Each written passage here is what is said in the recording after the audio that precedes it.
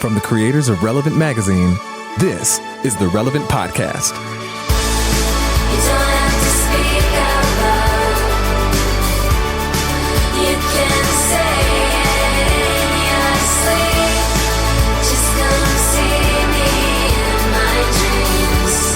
No wonder I'm smiling in my sleep. It's Friday, May 18th, 2018, and it's the Relevant Podcast. I'm your host, Cameron Strang, and here with me in our Orlando studios, Eddie Big Hat Coughlin. What's up, everyone? Welcome back. Thanks. It's like a week and a half. Yeah, no, it Long was... time, Eddie.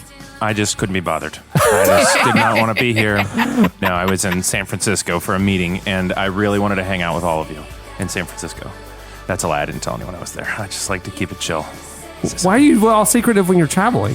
It's the Eugene Cho rule. Have you not heard this? Like, don't tell anybody where you are so you can kind of do whatever you want? No, I just feel weird about No accountability, stuff like that? No, because like there's still like God or the Eye of Sauron or whatever, but like it's mostly just like I have a spiritual invisibility cloak that That allows Yeah, you. no. anything. No, it's a little weird thing, but I always feel weird about having my family home alone, and I'm not like worried about them, but I'm like I just don't want to like. It's like a strange So thing. it's not like you're being secretive because you're off hiking the Appalachian Trail. No. Okay. I just You am just like, don't want the world to know that your women are all home alone. It's like when you're out of town, you put your lights on a timer so that way people from the outside think you're still there. It's kind of like that, and it's also, and I know this is dumb and no one cares, but like it's also it is just a little strange to me to talk to so many people and say, hey, I'm not home, just my wife and 2 daughters are home. It just feels weird to me, so I just don't. I always don't understand it. when I I get back. feel the same way. When I travel, I think about, I miss my TV. It's home alone. And you don't want it to I get don't- stolen, Yeah, so I don't want people to be nosing around my TV. I feel like the age of like cat burglars is gone. Because like who anymore? Like back in the day when people were concerned about cat burglars, right?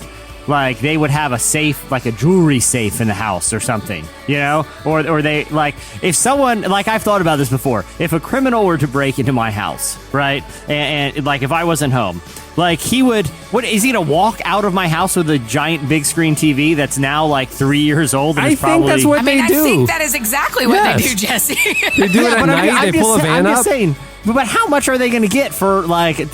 Both of my TVs are relatively old. Flat screen. The price of flat screens has gone way down. Okay. Yeah, actually, if you go to Goodwill now and donate, to drop things off, it says, Yeah. thank you, but we don't accept TVs anymore. That's what I'm saying. So, Really? Yeah, so I'm they're looking around the worthless. house. It's like, what other stuff are they going to steal that they're going to get anything for? Like, I don't think Eddie's highly concerned about his material things. Am I No. correct, Eddie? Yeah, and I'm not really even concerned about crime. It just feels a little, I don't know. It just feels weird to me to just announce that, hey, my wife and daughters are home alone. So I just don't post anything that I'm gone until I get back.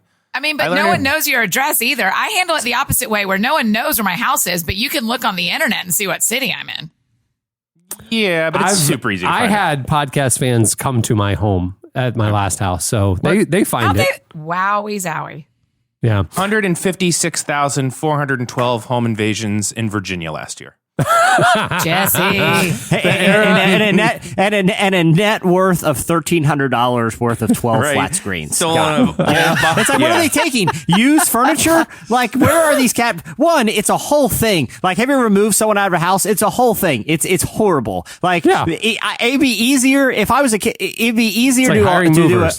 to do an honest day's work than if I was a criminal and was like, I'm going to go move someone for, you know what I mean? Right.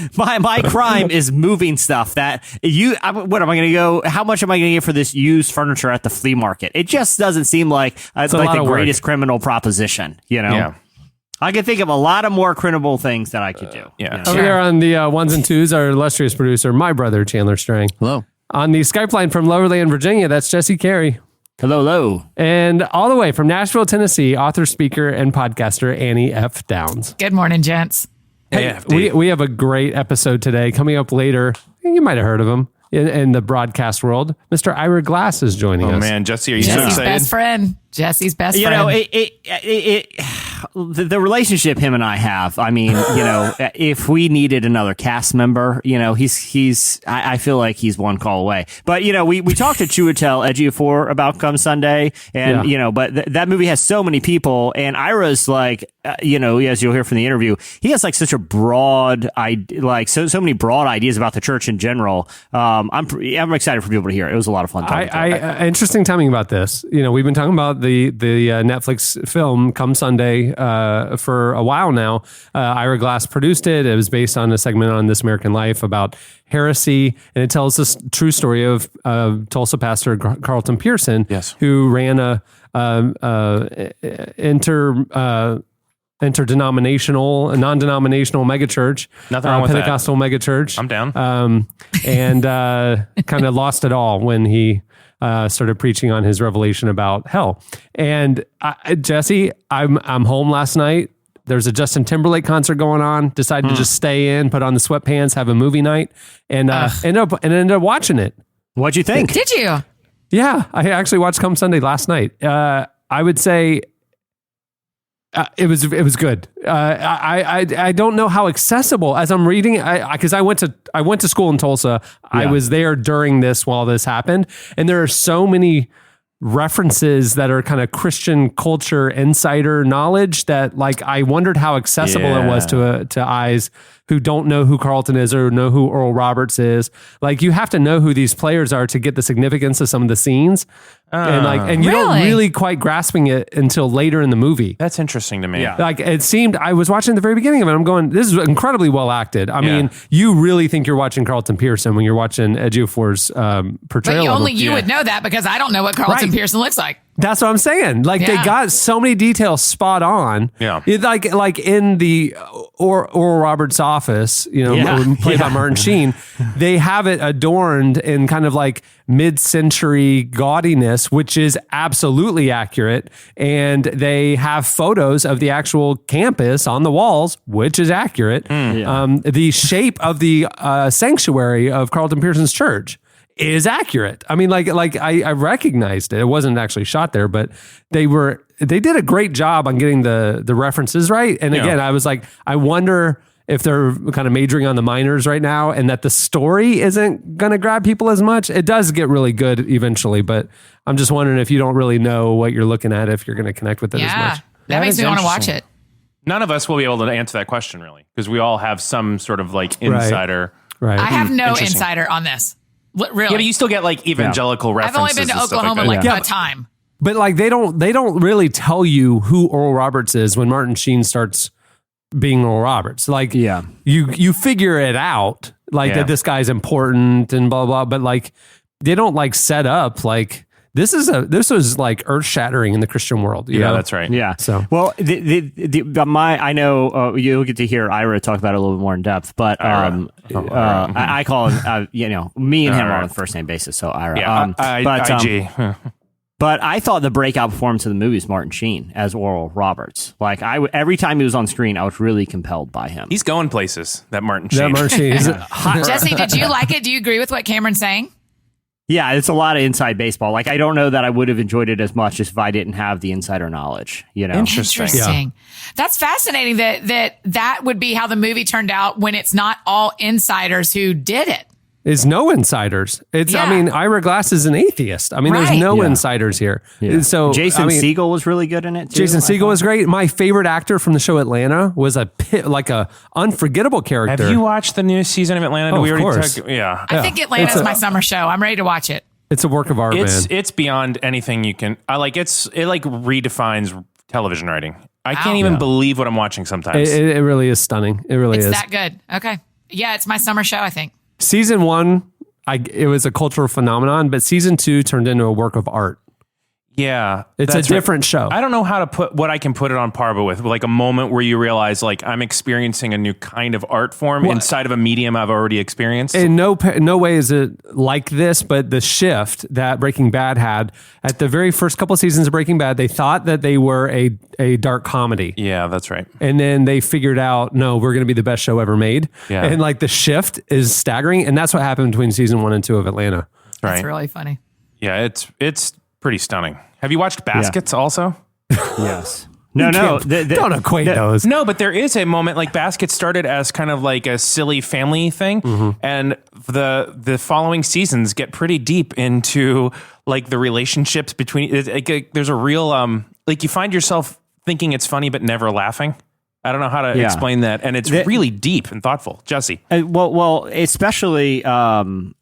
The season where I don't want to give too much away if you haven't seen it, but yeah, it takes a hard turn on one season where he like falls in with these sort of like drifters. Yes. And I mean, some of the stuff, like it has those moments where you're laughing and then something shocking and tragic happens and you're like, oh my gosh, what am I even watching here? Yeah, that's like, what genre is this anymore? Which I think is, you've seen it with shows like, obviously, someone tweeted, Cameron, I think you mentioned it one week, where someone tweeted like, hey, remember when Atlanta was a comedy? Sure, like Charlemagne. these genre God said that. blurring. Charlemagne the God. Yeah. but they still do little comedic beats. Like they're still little like I still would definitely define it as a comedy, but you gotta have a different kind of sense of humor. What's interesting about this season is that it's essentially not serialized anymore. Every episode is completely standalone, and they tell us totally different individual stories. So they splinter the characters off and go down. I mean, last week, not this past one, but the one before, none of the cast appeared in the entire episode. In the whole episode. Yeah, because they told the story of one of the guys as a kid, and so the entire show is that story. And maybe it was the week before that. Only one of the minor characters appeared. Was that the rich mansion? guy's house? Yeah, and you didn't even realize that. In my mind, that half hour of television, that episode is probably the most unforgettable I've seen in years. Yeah, I can't. I think you guys about are it. selling this so hard. It's like they decided to write a Get Out level thriller. That's right. Just drop it in a half hour of episodic television and did it really well. Like it was terrifying, and it's really so bizarre. I really cannot say enough about But Atlanta. to tie it together, that episode, Yeah. that character, I forget the character's name. Yeah. It's the cousin's, kind of buddy. Yeah. He's in Come Sunday. Yeah. And is a very, very memorable character and storyline in that movie. Yeah, he was the guy in Get Out, wasn't he? Wasn't he yeah, I think you've never seen Get Out. I haven't either. Cameron. I want to. Jesse told me I'd be scared. Oh no, Remember, I Jess? don't even like scary movies. You know this. Yeah, I don't watch scary movies. That's why I haven't seen it. This is beyond that. I need you to see Get Out. Really? I really culturally need you to like see by that. myself or with. Do I need to have some friends? It's not jump out scary. It's not like I never jumped. Is it Blair Witch? No. It is more like remember. Do you ever see that movie with where Kathy Bates broke his legs over and over again? Oh yeah, geez. that Stephen King one. Yeah, it's like there's nothing actually super gory happening. It's just like Psychologically oppressive. I can't almost. believe, and it blows your mind. Really? You need to see that movie. Culturally, that's like a moment in time. Really? Okay. Hey, you Yeah, just I said that think- about another movie too on Twitter, Eddie. You just said it about the Ruth Bader Ginsburg. Yeah. I could not believe that. I saw it You this waited week. in line in the rain to see that one. I That did. was The so biggest emo of you. shocker about you tweeting about this new documentary is that you went to a movie theater. I did. Well, I have a movie pass. Do you really? Yeah. Wait, hold on. Did you leave your family at home? I did. You just put a big bullseye in your house for Home Alone style cat burglars. I went with Brienne, and even Luke and Fen. I mean, they're pretty tough. They can handle things. You're not worried about the gave them girls. You're worried about Brienne. Oh man, You gave them BB guns, old paint cans, and a tarantula to guard the house with. Yes. Just in case any local cat burglars get bright ideas. But seriously, that Ruth Bader Ginsburg movie, it's called RBG. It's in theaters now. What made you decide to go see in it? art house theaters. No, it's in the top. You saw it at Enzian. Yeah, but it's going to go wide. It's gonna go It's wide. like It's a very in the popular art house. thing. It's in the art house theater here. It's not in the big ones yet. Man, what a good documentary. What Why? an amazing person. Well, first of all, I didn't know like the beats of her life. And she really has not had an easy life. She overcame some really extraordinary things. A major beet allergy. Huge. Oh, It's boy. really disgusting. I mean, that Wow. eliminate, I mean, think about all the things you can't eat with a beet allergy. I mean, you might as well be a hermit at that But point. it's like you can If you're agree. if you're anything like me, you basically are starving yourself. Yeah, your whole life, Jesse. I can't imagine your life without vegetables. But like you can agree with her politics or not. I mean, she is very liberal and has become Those are the two options. more liberal as she has gotten older in the court. But like she has single-handedly changed the course of American law. Like maybe nobody else in history has. She has, even since the 70s, when she was appearing before the Supreme Court as a lawyer, has been moving and shifting major pieces of like the American legal system really on her own, just because she had a strategy in mind of how she would do it. It's really amazing to see the power that she has. And also she's just like a tiny, funny lady. The other part of it, She works out like every day, I heard. She does. She's hardcore. The other funny part of it was she had never. And real talk, she's eaten a diet mainly of beets for most of her life. So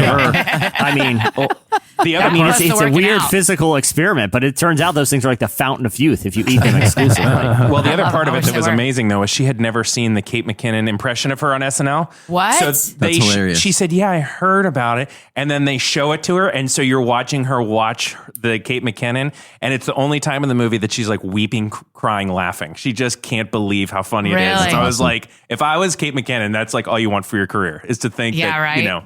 So it was awesome, good movie. So that was. Relevant recommends. Bringing it back from 5 years ago. 2 movies that I liked.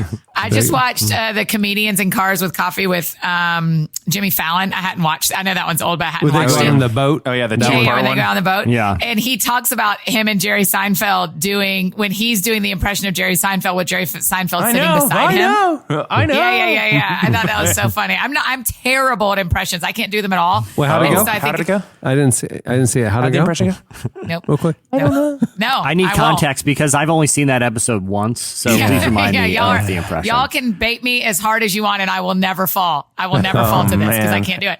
But I just think it's so SNL. I mean, y'all know my love of SNL, but SNL's ability to imitate people in a way that not only interests us but interests the person that they are imitating is so fascinating to me. Oh yeah. Well, She- Tina Fey talked about that with Letterman, the Yeah. Netflix thing, because again, I'm that was the best one. spend a lot of time on the couch right now, and so Yeah. like watched that the other Yeah, night. depression. It was really good. Yeah. No, I'm not depressed at all. You know what it is? This is honest. Yeah, but this, just kick What it is back. it? Yeah, I'm interested. Eating beets. Yeah. this is the honest truth. It is procrastination. I have so many house renovation projects I have to do that I find myself spending a lot of time with Netflix. Very You are a interesting. person That'd that be only works under immense pressure and then works amazingly. Yeah. It's a really I like push myself to a snapping point, and then it's like I'm all in. Yeah. But I will just not sleep, stay up too late, watch Netflix, do nothing. you're going to see a Sounds healthy. lot of seasons of a lot of stuff before you. I'm 0 to 100. Yeah. Yeah. I But love anyway, it. I'm catching up on a lot of Sounds Netflix now that I don't have basketball games to go to. Oh, yeah. You know, it's like Well, that's Cameron, let me ask this. I feel like everyone's had this. What's the weirdest thing you've seen on Netflix? Just in a late night scrolling and you watch something and you're like, man, that was weird. I bet no one else has seen that. I don't go into the deep archives. I have enough Prime man, I go stuff that deep. I need to Yeah. catch up on. You Yeah. know what I mean? What's You're your the answer, one, though, You go Jesse? to the Come weird on. edges of Netflix. Yeah. Oh, I've gone to the far edges, like categories that when you hit watch now, it says, are you sure you want to watch this? You're the first person to watch this. Are you sure? You sure, man? You Nobody's sure? queued this up yet. Yeah, that's it. We, Our server doesn't know what to do. we forgot this was even in here, is what they How say. did you find this? Is what they're asking. Yeah. No, I watch I've watched like, I don't eat, and I have like, and I never intend to watch something weird, but I'm just like, so I always think I'm going to put something on while I scroll and find what I want to watch. Right. And so like the other day I That's watched this. fascinating. But yeah, because otherwise I'm just sitting in a quiet room trying to figure out what I watch, and an hour goes by. It's like I'm just gonna watch House Hunters. I'm just gonna watch House Hunters at this point. It's a wash. It's too late to start something. So if I start something while I scroll, and I always think I'm gonna start something weird that it's gonna lose my interest, right? And so I start something weird that loses my interest, and guess what? It totally grabs my interest. That's right. Like That's I've watched stuff about like these crazy like big game hunters that like they explore the ethics of like big game hunting. I've watched stuff where people travel to like the Amazon and take this tea that's like this psychedelic tea, and everyone has these. I watch alien abduction stuff. I just watched a really cool documentary about Vince Carter the other day. Oh, that was a good one. I saw this one. I mean, this one's jacked up and weird, but about this kid who goes missing. It's a documentary from like the 80s, and like this guy shows up and just claims he's the kid, and he wears like a wig, and the family just adopts him. It's I've so seen that weird. one. Have you seen Dude, that one yeah, called The it's Imposter? insane. Yeah. Like there's a lot of trippy that's stuff. a true on the- story? I love the idea. Hey, on the fringes of Netflix, Yeah, man. there are That's some a weird real story? stuff, man. I Yes. love the idea of scrolling through Jesse's Netflix, and it's just like, because you liked foreign language anime torture shows with alternate lifestyle characters, you probably like. And then there's like just a list of like A Vince Carter documentary. There's one more show, Yeah. and it's like just a black Well, that cover. makes me want to watch that one, Jesse. Maybe you should do the recesses of Netflix If recommendations. I remember correctly, he was foreign too. He had like an accent and everything. He was and like they a just French they guy. still He was believed in him. French. Yeah, And they're yeah, like, yeah, that's oh, what it well, was. I Right, guess right. you're the son who went missing years ago. You know, and you that came would back with be a French very accent. easy to, diagnose with DNA if he was related to you or Right. not. Hey man, Science this fixes that. this documentary goes deep into all that, and I'm not going to spoil it. But I'm Now telling I you, wanna turn it on watch for it. 10 minutes. You turn it on for 10 minutes, and you're like, okay, I'm going to find something, not something dark and freaky with this weird French guy. And you're 2 hours have gone by, like, holy crap, I can't believe that really happened. That's funny, man. Wow. Yeah, I go down the rabbit holes. Yeah, because here's the thing: I'll end up seeing all the good stuff that I need to see. Right. You know, but I want to be able to talk about, like I said, things that no one else knows about. I don't watch Netflix to get educated. I'm not like the Netflix guy. I'm more of a TV guy, DVR guy. I like and Yeah, so my guilty pleasure, I mentioned last week, is watching a lot of Christian television late at night. That's kind of my weird fringes of Netflix, But the other thing I'm doing a lot more is watching 70s, 80s, and 90s sitcoms. Like like I got into a Golden Girls wormhole the other night that went pretty long. Well, that's actually I think we've talked about it maybe on the show before, but Golden Girls is respectable. You know, like Mitch Hurwitz wrote for Golden Girls, the guy that created Arrested Development. No way. Yeah, like Golden Girls was not a shticky comedy. love It was Golden like Girls. there was like a bunch of it was like an early incubator for great writers. Yeah, Golden Girls holds up. Yeah. Most of them don't. And that's why I was enjoying it. I know that this is weird. I'm home alone watching Golden Girls and enjoying it, but I mean... I was going to say, I think you could end up on a watch list for something.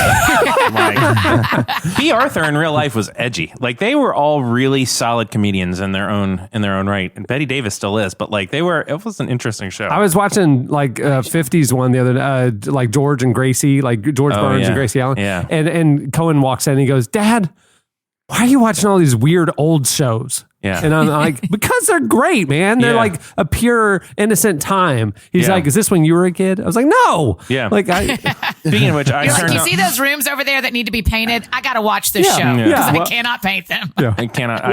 I'm researching on my laptop, quote unquote, while I'm watching these shows, by the way. Just along those lines, Cameron, I listened to it was this new podcast, like an audio documentary about the Laugh Box, like the sitcom laugh machine, and these people who are obsessed with it. And it was 99 PI, right? Yeah. man.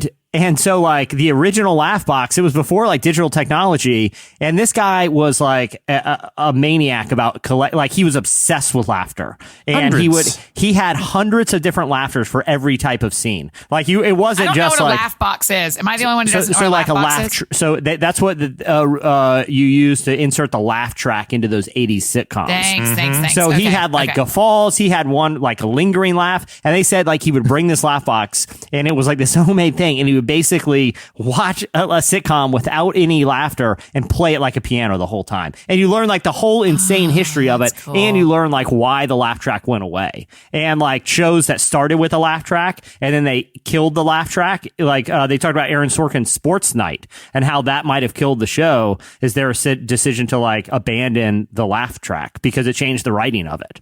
But it really made me Wait, think. where can I listen to this? 99% Invisible. It's a podcast Oh, yeah. hosted Oh, by yeah. Roman I like Mars. that podcast. And it was Yeah. like Yeah. they pulled content from another show, but that was where I mean, but if you think about, have you seen these things on YouTube where they'll do like a Big Bang Theory or Everybody Loves Raymond with no laugh track? Yeah. It is the worst, most horribly acted, like doing that show live, like Yes. being one of the actors. I couldn't imagine Yeah. how awkward it is. doing it without the laughter. Yeah. And that's probably why Will and Grace is doing a live studio audience when they're filming. And so is Roseanne. What Roseanne is was too. what was really interesting in that show though was that, or in that podcast, was that they talked about, because I always thought laugh track was kind of sticky, and I guess it is, but they talked about Only if you have beet juice on your fingers. That's right. Oh boy. But they talked about how That was like pretty good. I'm elbow People- deep in beet juice. Anything you touch is sticky. Yeah. they talked about how people in the early days of television though weren't really accustomed to the idea of not sitting in a communal environment to enjoy entertainment, and it was weird to them to like just watch a box. And so they put the laugh track in because it made people more comfortable with the idea of like, we're all in a laughing. theater. We're all laughing together at this thing. And now they're like, oh, now TV's the opposite. We just want to be on our iPhone alone under the covers with nobody else around us watching a show. And so we don't feel like we need a laugh track, but it was almost like a transitional sort of thing. And now Like a cultural thing, Now not we're just just a technology thing. hanging out in our Yeesh. sweatpants, not painting our house. Researching on our laptops. Watching a documentary about this really creepy French dude back in the 80s. I mean, it disturbed me for a long time. Can I, real quick before we move on, Yeah. props to, we've played this game a few times. Who would replace us on the show? Yeah. My first choice, already on the show, AFD, of course. Yes, of course. So now I need a replacement. Yeah. Andre. He did a good job. Heck of a job. Last three week shows. on the show. Yeah, like it was fine the first show and it was cute. And then by Yeah. the second show, I was like, well, I got to get back in there. I better show He's up. wrecking my vibe with his whole Kanye beat and everything. Yeah, that was a pretty good take. Yeah, I love that guy. Andy's so sweet in real life. He is. He's a very nice man. I'm just saying we got to get him out of here. I gotta get out of here. Anyhow, you have stuff to do. All right, move the show along. It is time for. Slices. Oh boy. Yeah, we got it. We got an intro to that thing now. It's Yeah. fun. You can't not say it that way. So we got to do. Yeah. Yeah. All right, what do you have, Jesse? All right. Well, I wanted to talk about this last week, but I didn't end up getting to the twofer because we're running a little long. But I too wanted bad. to give recognition to a new American hero that is getting some recent media attention, and for all the right reasons. His name is Don Gorski, and he is showing us what the limits of the human body are. And I always gosh. appreciate those types that are willing to do things that are far too dangerous for anyone else to do. He this week crossed a new record where he has consumed his 30,000th Big Mac. What? Gross. He's has alive? Yeah. For the last 4 decades. Okay. How many so he's kilos does he weigh? Here's the thing. Seriously. Here's the thing. He looks pretty normal size. He looks like a normal guy, aside from his very strange haircut, which I can only describe as a Beatles mullet. Like it's like the Beatles. It's like the Beatles bowl cut, but just like long and straight in the back. It's his own thing. As you can imagine, this is a guy who does his own thing. He says that he just went to the doctor and got a health checkup. His cholesterol is fantastic. Okay. 30,000? He has been eating them.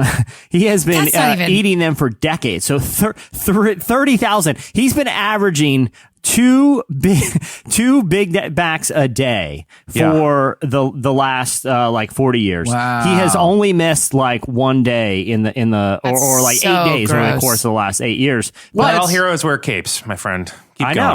I appreciate this guy, man. He might be only able to wear a cape if he's eating two Big How Macs a many? day. How many years?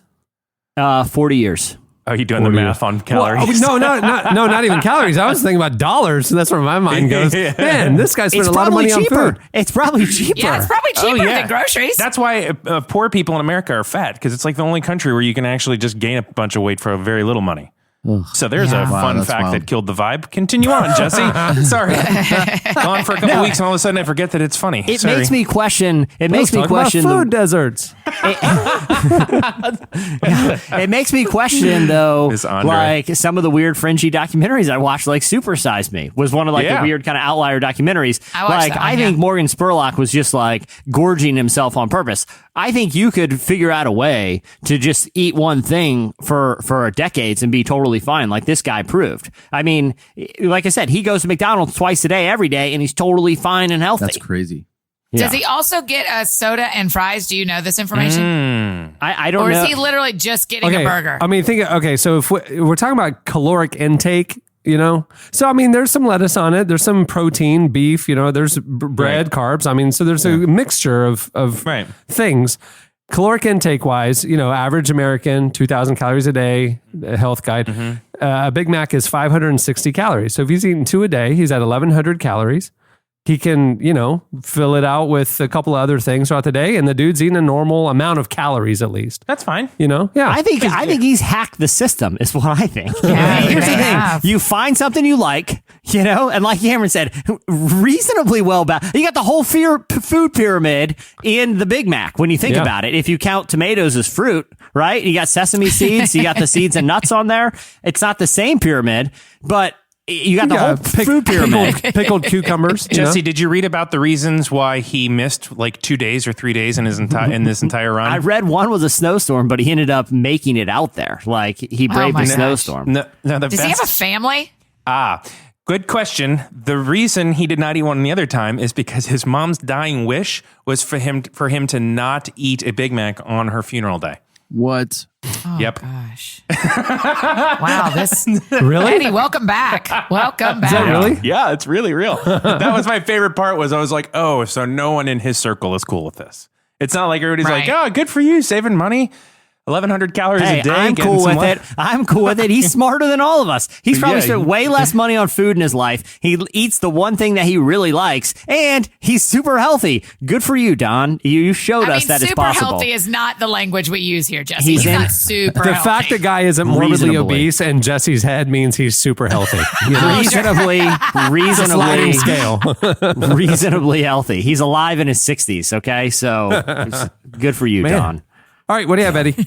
Okay, so I have brought just an unbelievably long list, but this is a really magical time in our life. Every 4 years, we have the Olympics, every 2 years, and I get very excited about the Olympics. But this Saturday, tomorrow morning, is the creme de la creme. It's as good as television viewing gets, and that is, of course, the royal wedding. Will you be watching it? Yes. No. You will not watch the royal wedding? Why? What? You're not going to watch it? It's magical. Why would... Oh, yeah, let me give you a reason me to watch. neither. Here's a reason to watch. Will Ferrell and Yes. what's Rachel Molly Shannon. Molly Oh, Shannon. Molly Shannon. I was thinking of Rachel Drench. And Molly Shannon are bringing back Tish and Cord, who ruined the Thanksgiving Day or the New the Year's Rose Day, Parade. the parade of roses for millions of Amazon viewers who are very confused because they're in pretty good disguise. Like you would know it's them if you knew them, but if not, you're like, why are these two? So they get into character and they act like. Remember in Best in Show, like Fred Willard's character, where Yes. he commentates the dog show. Yes. It's basically that for the entire Rose Parade, and now they're doing it for the royal wedding. I can't wait. Let me just say, are you really not going to watch it? No interest is one reason. The second reason is as people are listening to this, and while this thing will be happening, Jesse and I will be off the grid in Montana. Yeah. Okay. I will be up at 5:30. We're making scones. We will begin watching at 6 a.m. 7 o'clock, the girls will get up. We'll have scones and tea and watch the whole wedding, as we did for the last royal wedding. I mean, this Well is a done. very exciting time. We won't get to see another royal wedding for a generation. You're doing exactly right. We will Eddie. be old people before we get to see, what's it ever? We'll be 30,000 Big Macs deep before we get to see another royal wedding. And good. The whole institution is a big sham. Like, Okay. A marriage? exactly. Guys, I've been watching some weird Netflix documentaries, and my whole worldview about marriage is blown wide open. It's like, here is a family who's literally going to personify privilege that we are just going to pay for them to do cool stuff, and we get nothing from it. Like, it just seems insane to me. It is weird. Yeah. When they removed any sort of governmental role from the royal family, the institution of the monarch makes no sense to me. It is utter nonsense. Monarchy. Why are you so into it? Because it's just completely pointless and fun. Okay. Like, these people I'll are agree people with that- one of those. Yeah, right. Because it's just like there's like famous people there, and it's like huge, and there's just It's kind of like like the Met Gala. it's just over the top. Why is my this God, even I love the happening? Met Gala. If there was an actual war, these would be the first people that they would stuff into a bunker and not let them have outside communication. No one, they're not doing anything. So to me, it's just pointless and fun, and it's also, it's like magical. She's going to be I guess a princess. Although It's it's magical. weird because she is not she's not like subject to the queen. Her name won't be. It will be like Princess Harry of Wales. Like she doesn't even get her name What? following princess.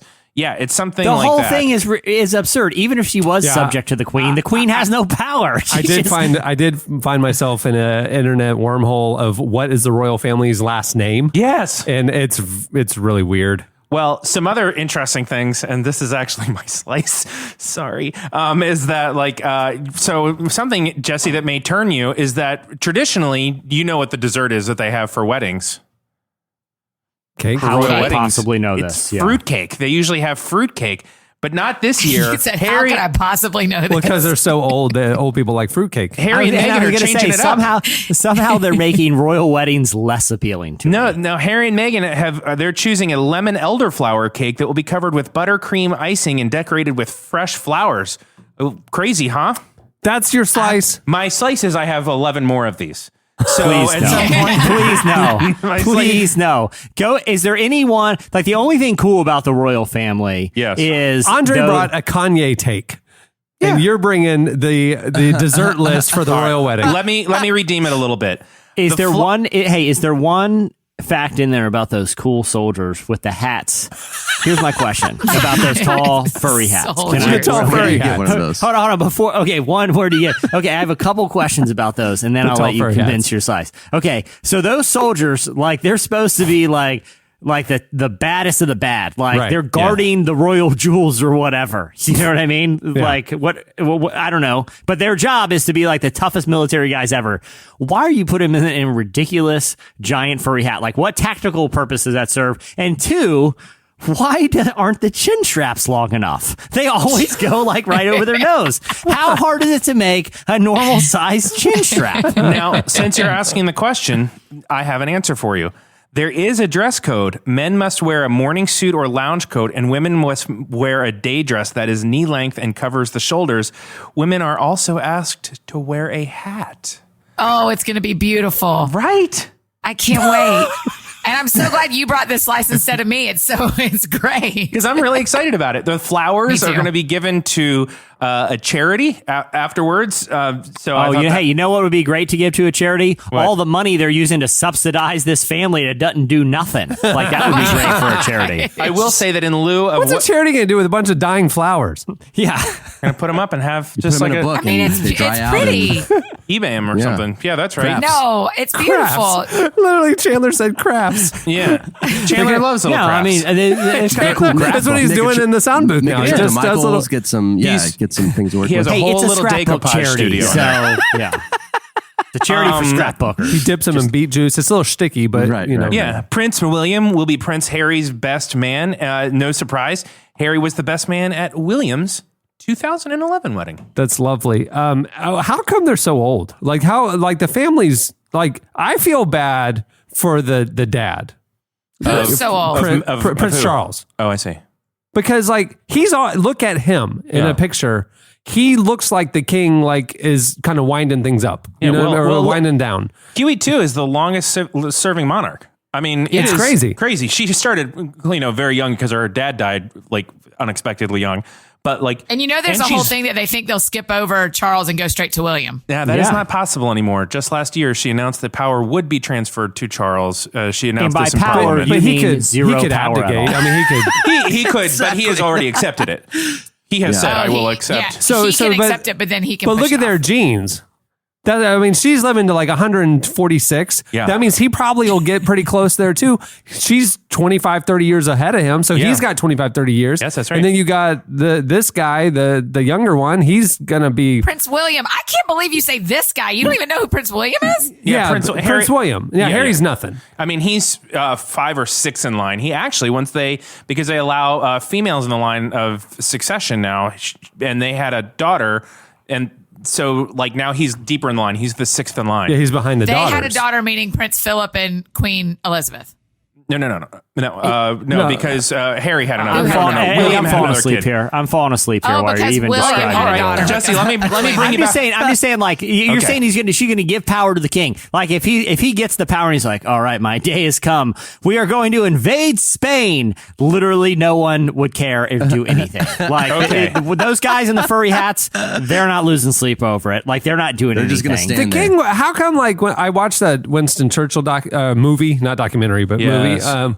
I forget what it's called. All Recent one. On the All- plane. What You is it watched called? it on the plane. Yeah, didn't watched you? it on the plane. Yeah, It's But, something night. Or Yeah, something. I watched that, and like Winston Churchill like had a weekly lunch with the king, Yeah. and like they were dealing with governmental and strategy things and the people, and it was like, okay, I got that. The king wasn't like powerful or whatever, but he was still involved. I don't get that I impression. think that still happens with the Queen. I think she still has lunch weekly with the Prime Minister, guy, yes. the Prime Minister. That's right. They do. But they If I feel was the like king, that. They're just chit chatting about fruitcake. Yes, but there's Yeah, I like was a gonna really say. deep in British, like the life of a Brit, like this, that they believe that the king or queen is a direct, like appointee by God to the throne. I don't think they oversee. really believe that anymore, Eddie. I mean, she's think the- It that's was in like- the era of the counterpope that they were doing that, when it was the Church of England. Right, but she's still the head of the Church of England. There is nobody Yeah. above her besides That's God. true. And so theirs is like a much more like this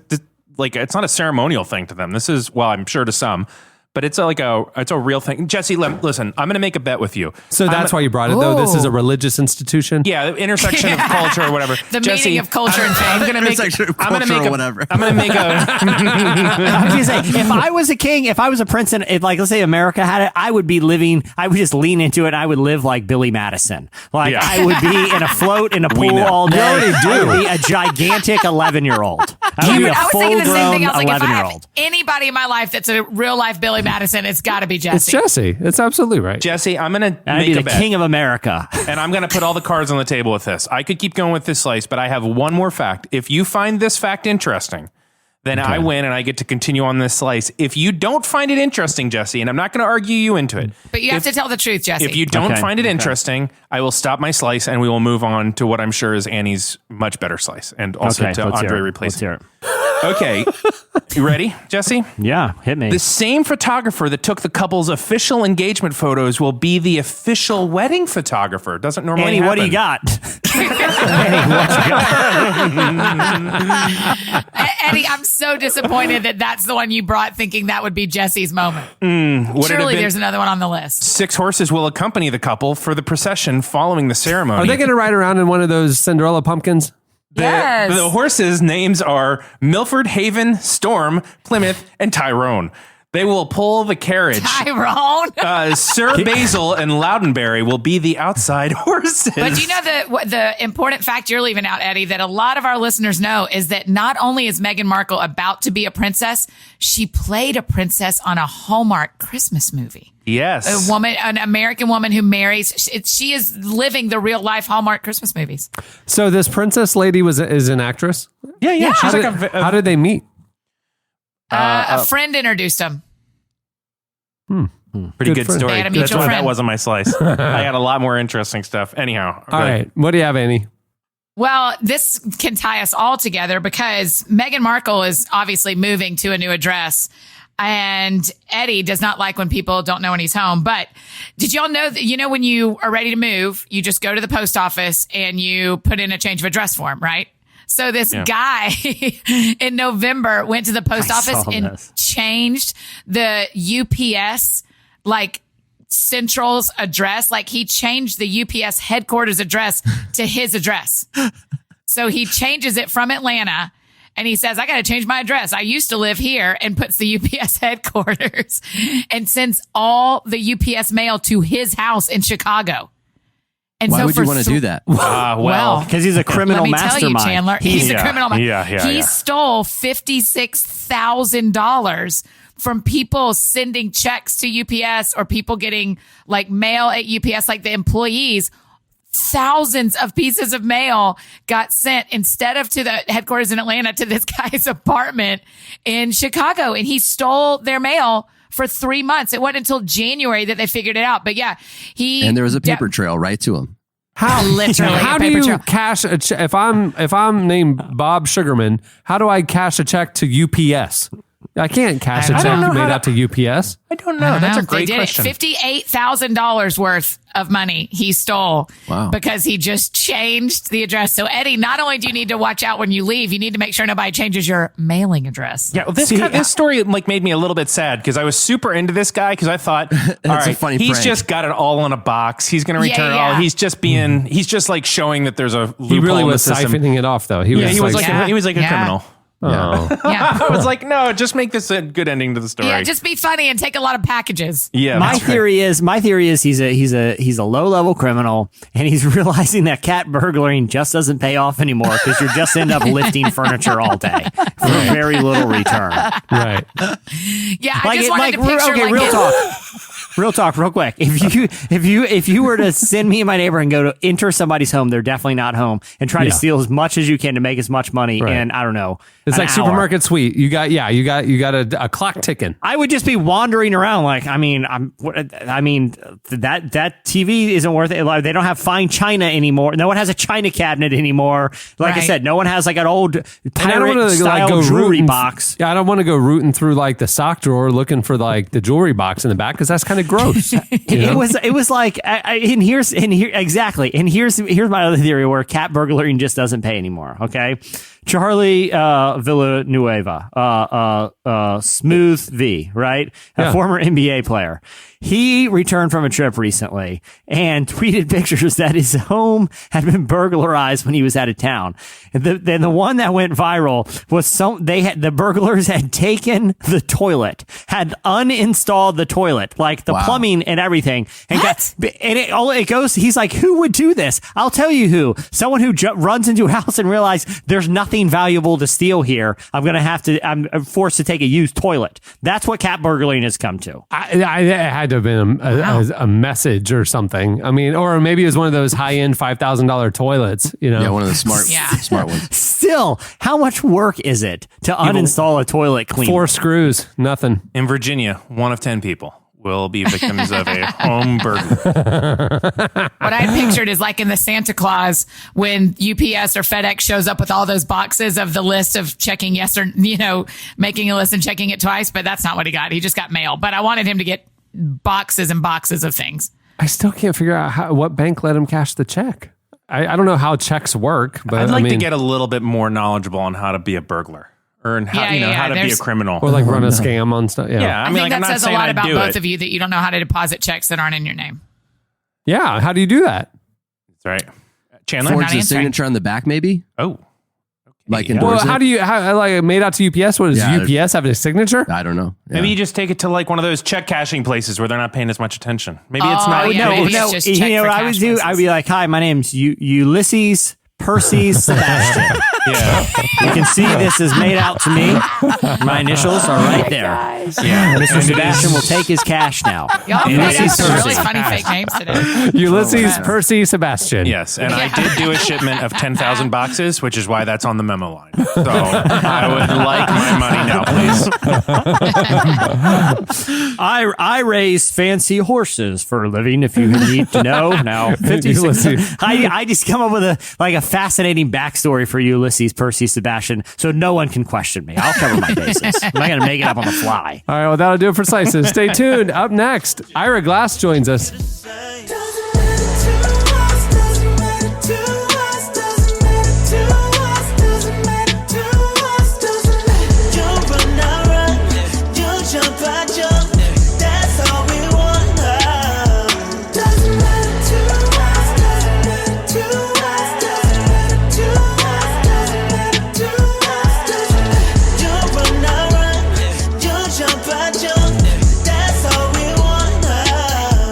You're listening to Gallant.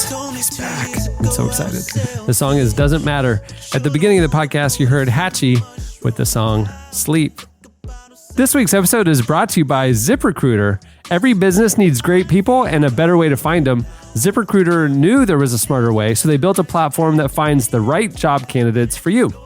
ZipRecruiter learns what you're looking for, identifies people with the right experience, and invites them to apply for your job. In fact, 80% of employers who post a job on ZipRecruiter get a quality candidate through the site in just a day. It's actually a great service. We've used it. You should definitely check it out if you're looking to hire. Right now, ZipRecruiter is offering Relevant Podcast listeners a special deal. Our listeners can try ZipRecruiter for free. That's right, free. Just go to ZipRecruiter.com/relevant. That's ZipRecruiter.com/relevant. ZipRecruiter, the smartest way to hire. Well, Ira Glass is the creator, producer, host extraordinaire of This American Life. A while back, they had an episode called Heretics, which told the story of a few different stories of heretics, one of which was Bishop Carlton Pearson, the head of a megachurch in Tulsa, Oklahoma, who started to change his theology on heaven and hell and lost everything. The episode broke out, and he ended up producing a film about it. The film is called Come Sunday, and it's on Netflix now. We spoke with Chiwetel Ejiofor a couple weeks ago, who's the star of the film. Jason Segel is in it. Danny Glover's in it. It's an all-star cast. There's a number of notable performances. We recently spoke with Ira about the film, why he wanted to tell that story, and why he thinks the church needs more positive stories told about it.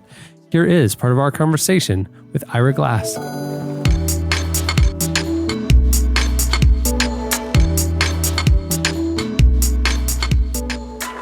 One of the first questions, especially for people who, are familiar with This American Life, like, what about this story in particular jumped out to you as like, man, this would make a great movie. This would really translate to a film.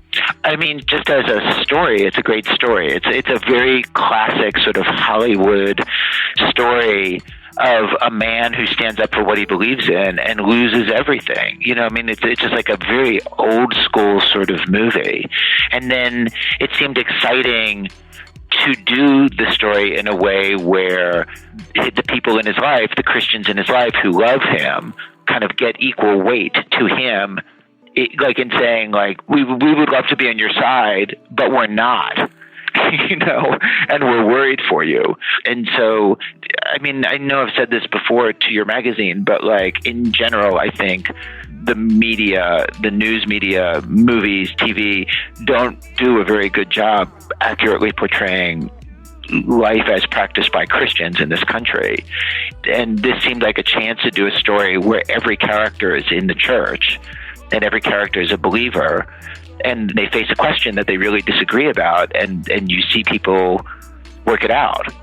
And what's interesting is, like, everyone in the story is kind of going through, like, to a degree, everyone's very conflicted because no one is exactly comfortable with where they're ending up. Whether it's like Bishop Pearson, who is coming to this conclusion that what he's believed his whole life might be wrong, or the people in his life that are like, well, do we have to cut him off? It seems like there's real conflict with everyone here.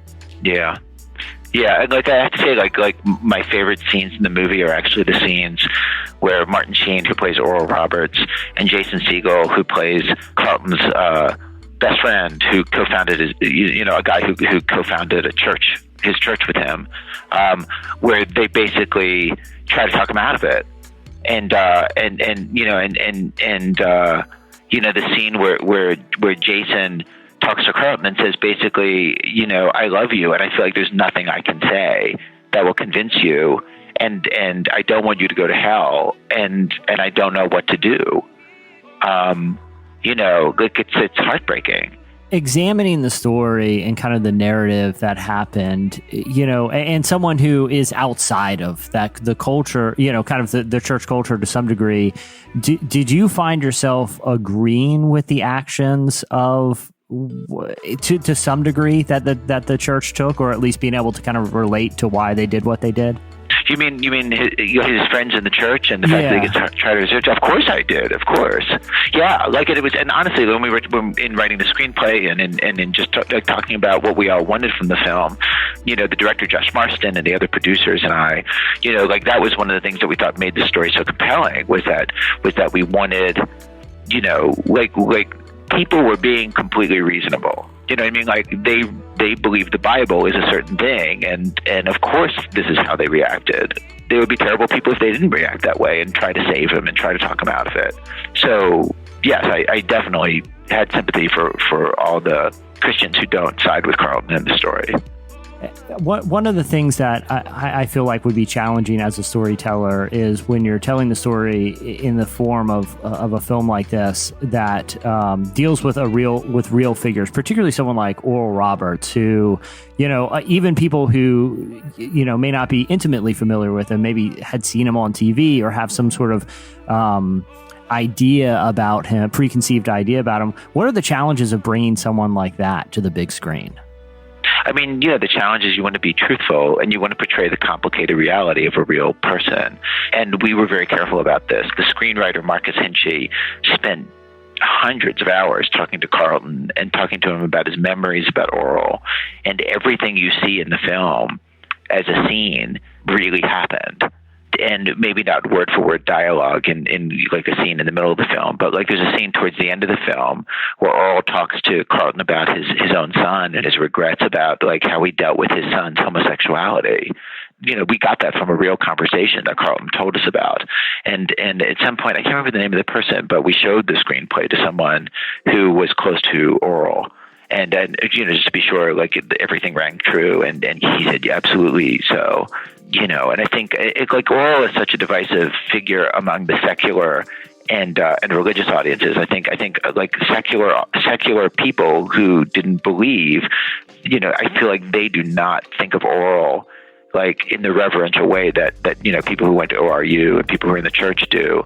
And we very much, we're trying to portray him the way that people close to him saw him, and really like to give him credit. Like you, in the radio piece that this is based on, we explain at length like what an innovator he was, not just putting ministry on television, but he was an early and forceful advocate for integrating the church and getting black people and white people praying together, like way before his time, and just a force for positive change in a lot of ways in this country. And so, we wanted the portrayal to be accurate and not an outsider's view. Yeah. Well, I think one thing that this story does is not only humanizes some of these kind of larger than life figures, but also humanizes some of these big ideas where it's like, I get why Oral believed the way he did when you kind of hear this kind of dialogue. And the same thing with Bishop Pearson. Mm-hmm. Was there anything that surprised you about the relationship between Oral and Bishop Pearson as you kind of learn more about the story? I mean, I was surprised at the thing that came up in the last scene, actually, like that in the end, in real life, that Oral expressed more sympathy for Carlton's position privately than he did publicly. And Oral, talked about his regrets about his son with Carlton privately. Like, I believe that happened. I believe Carlton when he tells that story. It's very much in line with everything else we know about Oral Roberts and that part of his life. And so that was the most surprising thing for sure. I think something like that, and even just some of the ideas that this film wrestles with. Anytime you're dealing with like a religious audience, obviously there's a risk of, because there are elements of the audience that can be kind of hypersensitive. Were you concerned at all about potentially offending segments of the audience with things in the film? Oh, of course. Yeah, of course. And at one point, when we were close to a final draft, we showed the screenplay to somebody who I'm close to, who I used to work with, who's an evangelical, and she showed it to some people in her church who she trusted, and we got notes back from them about, like, are there any moments here, are there any specific lines or anything overall, just to be sure there was nothing in it. Because anytime you have somebody, in a movie expressing something that is not doctrine, like, of course you're scared of offending people, and our hope is that people understand this is a drama and it's about how the church reacted and how people reacted. I hope the audience understands. I hope a religious audience understands that we are just as sympathetic to the people who are telling Carlton it's not in the book. We wish what you were saying is true, but it's just not in the book. Like, that seems like an utterly reasonable thing to feel, and those scenes are all played very sympathetically towards them. One thing that Bishop Pearson said that when they were shooting that, Jason Segel at some point asked him during the shoot that if he felt vindicated, if this film gave him a sense of vindication. And Bishop Pearson, he told me that he wasn't seeking vindication, and that's not really kind of what he felt. I was wondering, what do you hope the audience will take away from the film after they see it? I hope that people engage with him and engage with the characters and engage with the question that it raises, and just engage in the story of Christians trying to figure a thing out.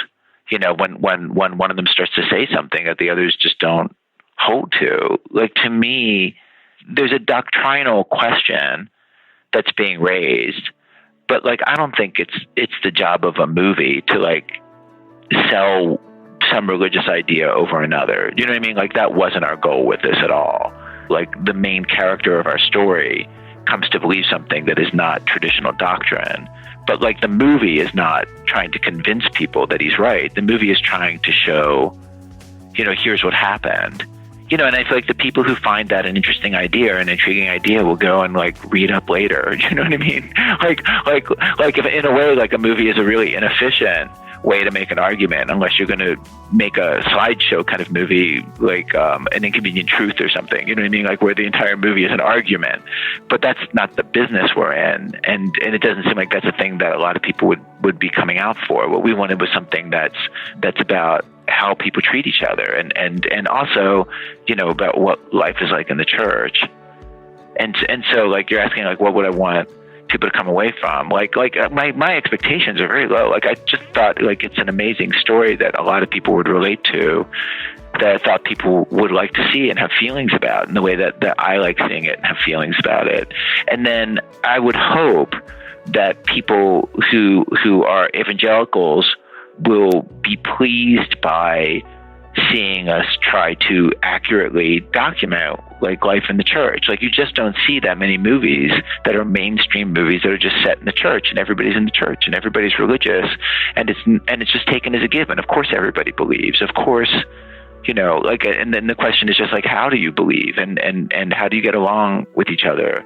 And my fear with the film is that evangelicals will know it's about Bishop Pearson, and they'll feel like, well, I don't support what he stands for, and so I'm not going to see it. And that's my fear of what would happen. And my hope would be that they would come out and see it and realize, like, it's not just a story about him. It's a story about everybody in the church. You know what I mean? Like, it's a story, like, what we're trying to do is make a story that happens in the church, because we think there should be more stories in the church, because it's such a huge part of life in this country, and it just is not done enough. And so I hope people understand the care that we've gone to try to do something that would reflect people's lives.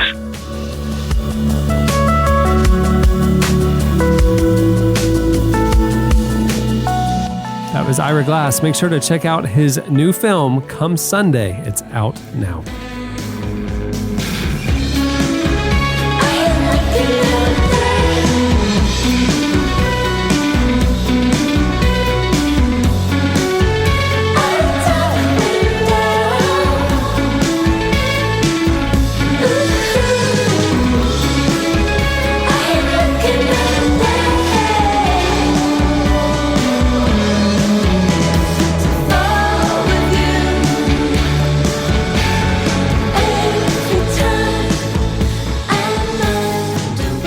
You're listening to Mass Gothic.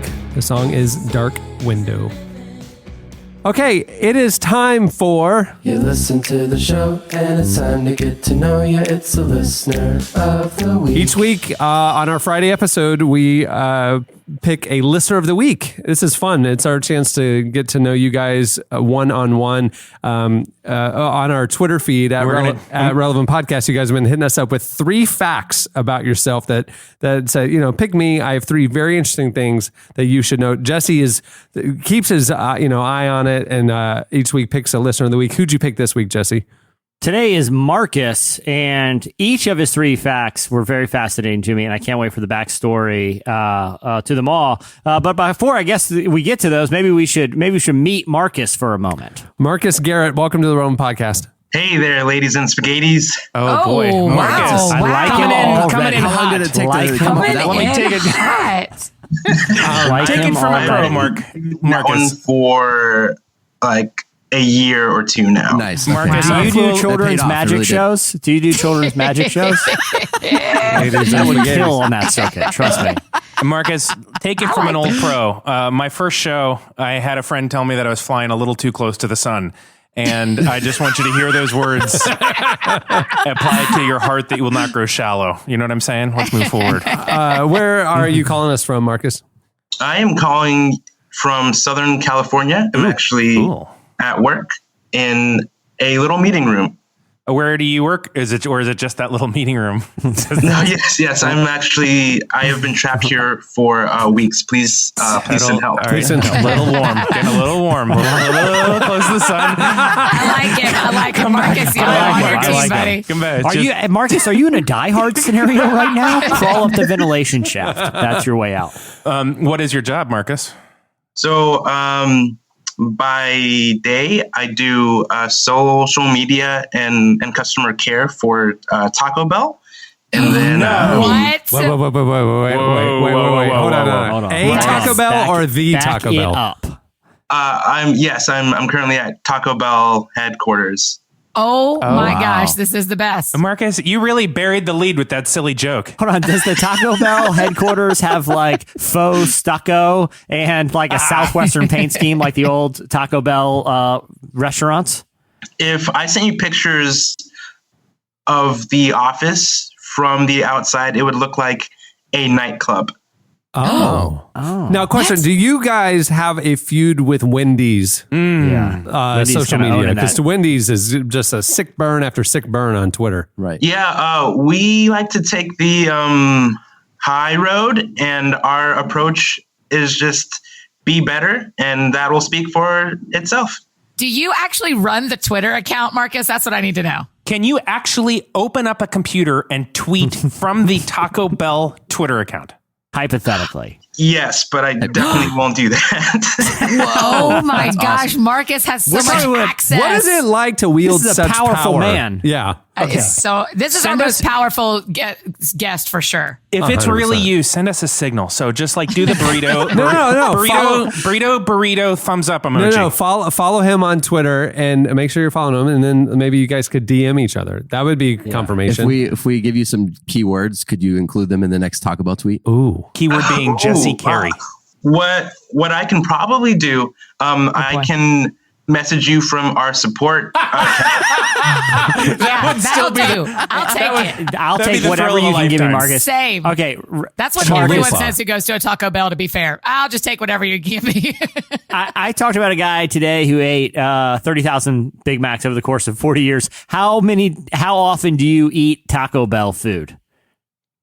Oh, man. Well, so we have this test kitchen here where they're trying out like always just these new crazy recipes. And they had something yesterday that I literally can get fired if I told you about. But if it ever makes it out, you guys are going to have your minds blown. In a way that's funny. I can't believe a place would make this. Or like, oh, wow, this is a delicious food. Or both. Or neither. Both. Definitely both. I've never seen anything like it. That's the thing that they've gotten known for, is like they're the ones doing the crazy combinations. Yeah, the Doritos it started with the Doritos tacos, and it's just gone from there. Marcus, do you just get free Taco Bell? Can you eat Taco Bell every day? People always ask that. I'm going to raise you this. Would you want to? Yeah. Yes. I was going to say, the one thing about Taco Bell, it's already pretty close to free. I don't know if you've seen the Taco Bell menu. Jesse, what are the 3 facts? All right, I want to hear about this one because, he was recently featured on the cover of a magazine. You stepped in as Anthony Anderson's bodyguard at a Lakers game. How did this go down? Yeah, so I live in Southern California. I've been going to Lakers games basically my whole childhood up until now, and I was at a Lakers game I think 2 years ago, and as we're walking out, there's just this swarm of people running towards this location. I looked, and it was Anthony Anderson who was just being bombarded by just fans, and then I see my mom and my sister just start running toward him too. I'm like, oh my gosh, this is so embarrassing. Like can you just let this man go? And so I actually was an RA in college, and through that I've learned some good crowd control skills. And so what I college did you go to? Yeah, what college? I think that's prison. Man. I think that's prison. Did you go to a military institute? No. I just went to this liberal arts college in Orange County, and so I just turned that switch on, and I just started yelling like, "Okay, everybody, back up, back up!" And then I like kind of cleared his path, and then I grabbed Anthony, and then I just started like ushering him out of this big crowd, and we get away from all of that mess, and then he looks over to his guy. And he's like, "You were supposed to be watching me." And apparently, like, that was his bodyguard. And his bodyguard was just on his phone. He's like, "Oh, sorry." And then he gave me this, like, fist bump. And then he walked off. And that was it. I think Marcus, I was going to say, I think he went up there and just started macing people, like, "Get out of the way." And people were like, this is fire sauce. I saw like the my bodyguard eyes." where he picked Anthony Anderson up and carried him through the crowd. That like the final scene, the bodyguard with Whitney He's Houston a and very Kevin big Costner. man. And I would not be able to do Okay, that. Marcus, I have been vexed for this entire story. It is because I thought you were talking about Anthony Edwards, who played Goose in Top Gun. And I'm like, he was getting mobbed? I'm pretty sure this guy can just Anthony walk. Anderson from Blackish Yeah. and the cover of Relevant Magazine about three issues ago. Yeah, that makes sense. But I'm like, Anthony Edwards has a bodyguard? What? The thing that really confuses me about this is like, I've spent a lot of time in LA and stuff, but like it's common to see famous people. I mean, you go to the Grove or you go whatever. No big deal. Nobody swarms them at all. It's like, act like you've been there before. I am shocked that at a Lakers game, of all the caliber of celebrities that you would see there, that the one being mobbed and people are running towards them is Anthony Anderson. Except there is a celebrity entrance at the Lakers game that people hang out at and wait for this moment. It's kind of like the where Jack is going to come in and all that kind of stuff. Well, it's not the suit. I've heard there's two entrances. Yeah. There's like the you can drive, just nobody will ever see you. Yeah. But then there's like the average famous. Where, I mean, they have that at Magic games. They where have people are the gonna- drive-in one and then the normal VIP. But there's like a walk-in one where people like stand and wait. Either way, hero, Marcus, hero. Yeah. Okay, Marcus, you proposed to your girlfriend using a random conversations question from an app. Again, I love this already. That's how most of my interviews are conducted. How did this go down? So I picked this back because I know, Jesse, that you've tried to get the whole podcast crew to answer some of these questions. That's exactly right. And so I have this video series, and there's this Nintendo app where they basically give you a bunch of weird questions to ask your friends, and I would use that to interview game developers, and then the app actually shut down last week. And so for my final episode, I wanted to interview my girlfriend using some of these random questions. But then the final question would be me asking her to marry me. And so this was last week? This was last week, last Sunday. Well, That's so fun. I want to say how did she congratulations, answer it? but did she say You yes? haven't said anything but the term girlfriend, Did she so say yes? She actually did not say yes. Oh, I am incredibly single. And No it way. was the hardest thing I've ever done. Are you mad, Marcus? Are you messing with us? Is that for real? There will never be. no. What? There will never be a Marcus, better for real. moment on this Hold show. on. Hold on, Marcus. You brought this up. Hold on. You're telling me that you asked her and she did not say yes. And then broke up with you? She said yes. I was totally joking. Oh, man. I was gonna go find your YouTube channel right now and watch the video. Marcus. Seriously. I'll tell you, man, it took me 3 or 4 months on the show to get my footing. You, sir, 4 minutes in. You found it. Yeah, You found it. yeah, You came yeah. in a little hot, but you found it. Okay, finally, you snuck into an episode of Parks and Rec. Oh, How did that go down? All right, so back to he carried my Anthony holiday. Anderson in like Yeah. the bodyguard. he carried Anthony He Edwards. delivered Taco Bell and just stuck around. Free Taco I Bell was for gonna the say, cast. you know, Taco Bell's catering his wedding. Absolutely. Oh, I right? wish Taco Works Bell every would come to time. my wedding. Works You have a every big time. queso fountain in there. Experimental chalupas for everyone. All right, tell us about Parks and Rec. All right, so back when I was in RA, I had this resident who I was really close to, and she told me that she was a big fan of Amy Poehler. And around that same time, Parks and Rec was going to film at my college, Chapman University in Orange, California. And she actually was hospitalized while they came to film. And so she was never going to see Amy. And so me being the nice RA, I was like, okay, I'm going to get you her autograph. And so I specifically wore really toned down, really muted clothes. And, like just so I wouldn't stand out. So there was no logos, there was nothing. I love you. There's people just like crowded around this like orange plaza, this like around this fountain, watching people film. And between every take, I would just watch people. I would watch where all of the actors would walk. I was just watching for patterns. Have you ever robbed a bank? We have some questions. You are a mystery. Listen, Marcus, when you hear this podcast, this comment will make sense. I'm out of the cat burglary game for numerous reasons. Mainly, I don't like lifting like appliances anymore. Right. If you ever want to go into like a criminal enterprise, you sound like you could be the guy in the van keeping an eye on everything. Literally, while he's like, I wore muted clothes, no logos. I sat in the side and just watched for patterns. Yeah, dude. So you just walked on as like an extra?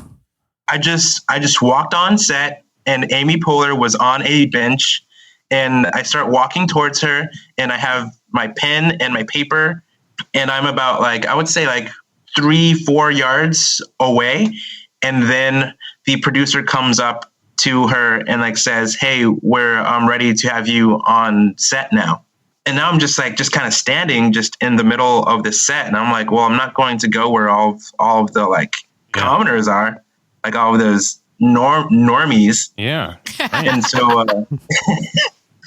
I just look over and I just see a bunch of extras, and I just kind of waltz over and just start standing with them.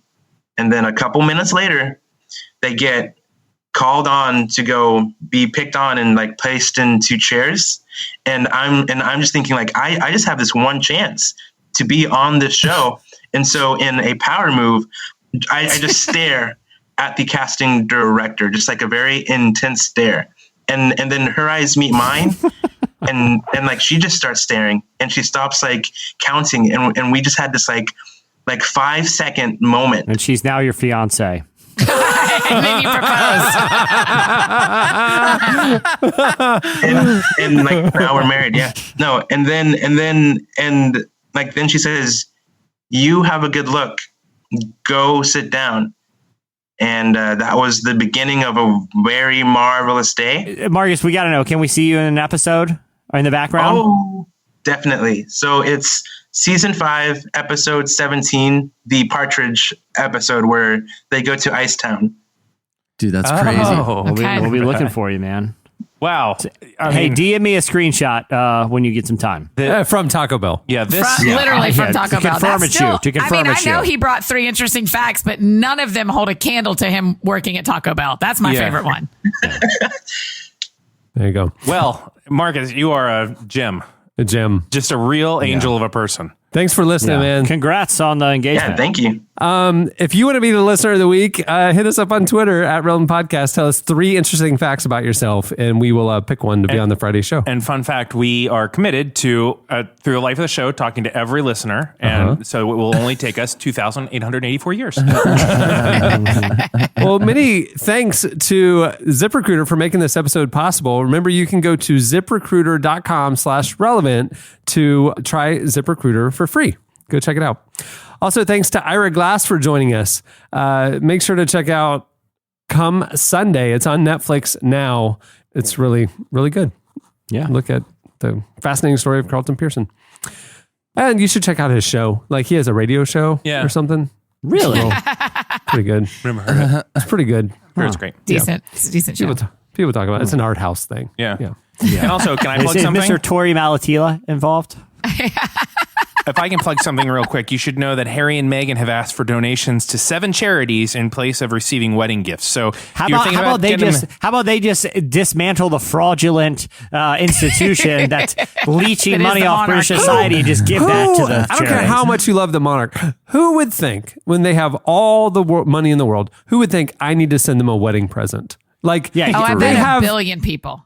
everything. Yeah. Why, Yeah, why are they going to want why are they going to want this toaster? Like This is going to They be own- a pretty hot take, but if you own a cat in America, you've definitely sent them a present. Oh my god. Oh my What is that? I don't know gosh. what that means. I mean, if you're a cat lover, it's like that type of a person, I suppose. Yeah, that's, Chandler, pick it that's up. Got the it. burn. That's the roast that Eddie is making sick currently. burn. I can see that. I'm gonna say, please do not take that out. Yeah, I no. need to stand on my own and die on my own because sometimes I do fly a little too close to the sun, and I need to I think remember it's that. I think it's like the more cats you've owned, That's the true, if higher it's plural. likelihood Right, you right, you right. sent the royal Right. family. If you have more than Terrible. 7 cats, you have definitely shipped a package to the palace. That's definitely a Cameron Strang. I have never given them a present, but I'm going to defend the people who think it's nice to send something to people they don't know. Well, that's your base. I just don't know what Prince Harry's. I just don't know what Prince Harry's doing with this Bed Bath and Beyond gift card. Like, I don't think he's using it.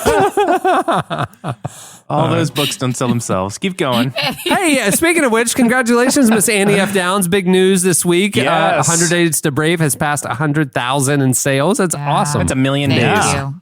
That is That's a million days. That is incredible. Is it 10 million days? 10 million. Nobody It's could know. 10 million days. 10 million That days. math can't be done. It's a lot of days. Wow. out I think there. we're still. A lot I of think it's still a days. million. And did I see that it's now being carried in Walmart? Yes. So just Wow. yeah, I know it's crazy, and I haven't seen it yet in Walmart. I gotta go. I need to get over When you there. go, you need to pick up some Diet Dr. Thunder. We've talked about this extensively on your show know. and on my show. It's the thing I've probably talked about most in my career. Yeah. So Diet Dr. Freeing Slaves, Yep. Diet Dr. Thunder. musical theater, and Dr. Thunder. Yeah. And that's I'm right. hoping to have kind of royal things kind of etch into the third as your spot. next category. Yeah. So Diet Dr. Thunder and 100 Days to Brave at your local The Walmart. two best things that are at your local Walmart. You're welcome. Well, on that note, we'll wrap it up. I'm Cameron Strang. I am Eddie Koffel. I'm Chandler String. I'm Jesse Carey. I'm Annie F. Downs. We'll see you Wednesday. You don't have to speak out loud.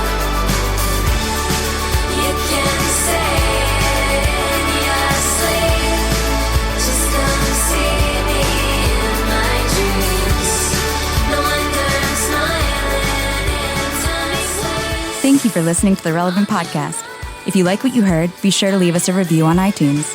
Check out other shows from the Relevant Podcast Network in the podcast section at relevantmagazine.com.